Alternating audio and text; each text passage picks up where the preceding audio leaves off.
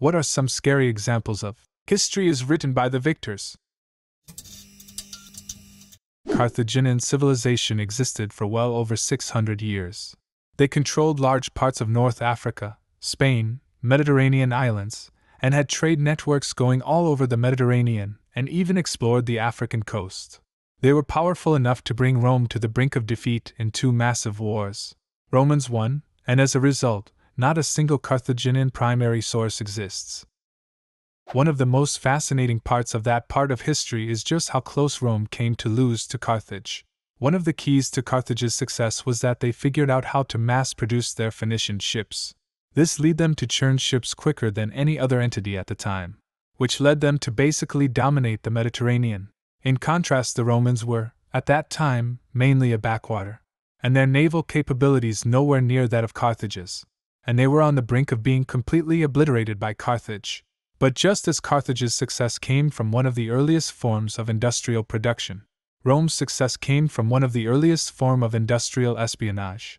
The trick to the Carthaginian shipbuilding was that it was a form of assembly by numbers, where they had figured how to replicate the same piece over and over, give it a number, and having the final shipyard simply assemble the same ship over and over following the numbers in the plan.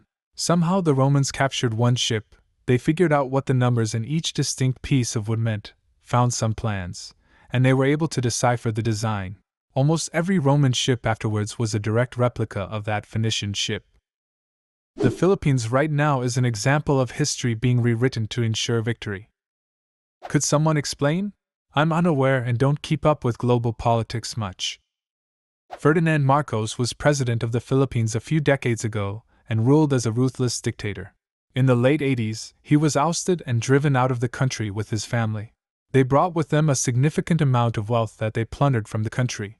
Marcos's son was just voted by Filipinos to be the new president a few weeks ago. His campaign was filled with lies and whitewashing of his family's crimes. Evidently the propaganda worked. His family is a living emblem of why the Philippines is as poor as it is. Their resurgence to power is proof that even the worst criminals can rewrite history to their benefit with the help of mass media. How nobody cares about the thousands of Native American children that were killed by the Canadian government until 1998. There is a bunch of Chinese history that is pretty much speculation because whenever a new king would conquer places, pretty much the first move was always to burn all the records and kill the historians to establish dominance. In a tragic way, this shows how important historians are. Germany being at fault for WW1, everyone was at fault during that period. Destruction of the natives in Canada. War crimes of Japan, for example. Rape of Nanking, Unit 731, Alexandra Hospital Massacre, Bataan Death March. During WW2, the British firebombed German cities such as Hamburg, Operation Gamara, and Dresden with the express purpose of killing civilians. Mass-scale firebombing is especially dangerous for civilians, as it massively depletes the oxygen in a given area, causing many people to choke to death. Operation Gamara alone killed 37,000 civilians and injured another 180,000 over just 8 days. These firebombings were war crimes, but because the UK was on the winning side, no one was ever punished for it, and now it's never taught or mentioned here. I even remember my grandparents coming back from Cologne and commenting that they were disappointed there wasn't much of the old town to see, apparently unaware that that's because the British deliberately leveled the city. The Germans definitely do not forget it though. But they didn't win, so who cares, right? Most college professors will mention this. I had a couple that went into pretty vivid detail of the firebombing. Boiling lakes, melted bodies inside bunkers, updrafts strong enough to pull people into burning streets, etc., etc. Surprised to see no one mention the massacres of Caesar during the Gallic Wars. He deliberately targeted certain Gallic tribes to make them cease to exist, which straight up is genocide.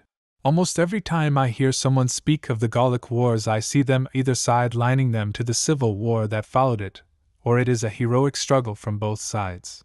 The Gauls are trying to remain free while Rome is trying to expand and civilize.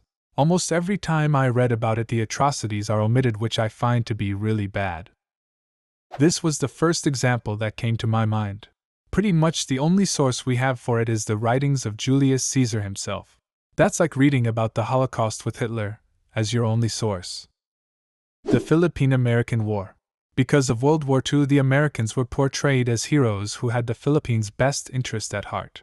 But few people know about the genocide during the Philippine-American War that started in 1899. Almost 200,000 civilians dead, with civilians dying to disease, famine, and U.S. troops wiping out villages. Same thing with the Korean War. In the U.S., we mostly remember it as that weird little war between World War II and Vietnam, if we remember it at all. Pretty much only air combat history nerds pay any attention to it other than as a footnote to modern North Korean-American relations. Curtis LeMay, head of Strategic Air Command during the war, estimated that we killed around 20% of the population of Korea. It remains the largest conflict since World War II, outstripping Vietnam in terms of casualties by a significant margin, despite that war being 3x longer. We dropped more bombs on North Korea in 3 years than we did in the entire Pacific War. LeMay was quoted as easily, "We went over there and fought the war and eventually burned down every town in North Korea. And what we did was actually much less unhinged than what General Douglas MacArthur wanted to do. He had a plan to end the war in 10 days, by essentially turning large swaths of North Korea and Manchuria to glass. The plan involved dropping between 30 and 50 nuclear weapons on industrial centers and military bases, intentionally irradiating large areas to make military deployment there impossible for decades." After the Paraguay War, there were no losers left to write history. I guess Brazil, Uruguay, and Argentina was what was left. If it helps any, they don't glorify this war when they teach us about it here in Brazil. They make sure to teach how ruthless it was and all the consequences to the Paraguayan people. Pretty much any indigenous population that got in the way of any colonial power. No single country has a monopoly on the violence and oppression that was done worldwide as the colonial powers expanded. All were guilty of it. Until relatively recently, the mass rape of German women by Soviet soldiers. They raped anyone with a vagina, including liberated prisoners, young girls, and old women. Actually, this is very known. What isn't known is the mass rapes of Soviet women by the Wehrmacht during World War II, around 10 million. This is the conservative number. Way more than the Red Army rapes, 2 millions. That is common knowledge. But less commonly known are the French victory parties in southwestern Germany. A recent discovery of a doctor's diary where he catalogued the abortions he had to perform afterwards brought that long-silenced topic back to light. The Armenian genocide. Countries deny it just to even keep their relationship good with Turkey. Fuck them. Robespierre, one of the main figure of French Revolution, has been killed by political opponent. They tried to delete his name from history, accused him of all the kills during the Terror. 3 years where a lot of people got killed BCS of a fear of a royalty return. They even used the body of a very ugly man to make PPL believe it was him. PPL still think it's him except historian. And basically now he is saying as a monster by some PPL. The UK's effect on India, and the $45 trillion worth of material they stole from India. But it's all good, because they gave them railroads. Actual justification for the British Raj's actions, I heard from a teacher. Weren't most of those railroads constructed solely for the purpose of resource extraction, and not for the benefit of the people of India? LOL. MacArthur covering up the atrocities of Unit 731 so the US could get the results of their chemical and biological experiments on POWs and undesirables. Japan wanted it to fade away, and so did the US, and that is what happened. They were given immunity. No one paid for those crimes in the East. MacArthur forced all in the Pacific to sign NDAs before being released from duty.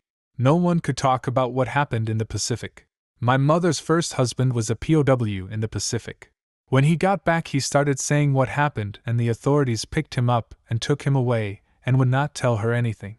They were Catholic, and she had to annul the marriage, as the one thing they did tell her was he ain't coming back anytime soon. The Spanish conquering the Aztecs and Mayans. History through the eyes of the Spanish paint the Aztecs to be these horrific, dirty heathens that practiced cannibalism. They also depict the Mayans to be the same way. However, over time we have found out that although Aztecs did practice cannibalism and sacrifice their own people, they were also very clean people that practiced routine hygiene and even had a school system for their children. The Mayans had whole libraries that included untold amounts of mathematical knowledge. They were also master astronomers that discovered things about the universe that Europeans had no clue about for at least several hundred years. But the Spanish destroyed all of this and told the rest of the world nothing of these great things. The Aztecs and the Mayas had a lot of knowledge which was sadly destroyed. However, that does not mean they were good people. There is a reason the bulk of the Spanish troops was made up of Native American tribes that wanted to remove the Aztecs from Pourui because of how brutal they were. The Aztecs were very dominating, no doubt about that, and Cortés used this to his advantage. The whole story, in my opinion, is very crazy and super interesting. Do you have any other scary examples? Leave a comment and subscribe to the channel if you want to see more videos like this one.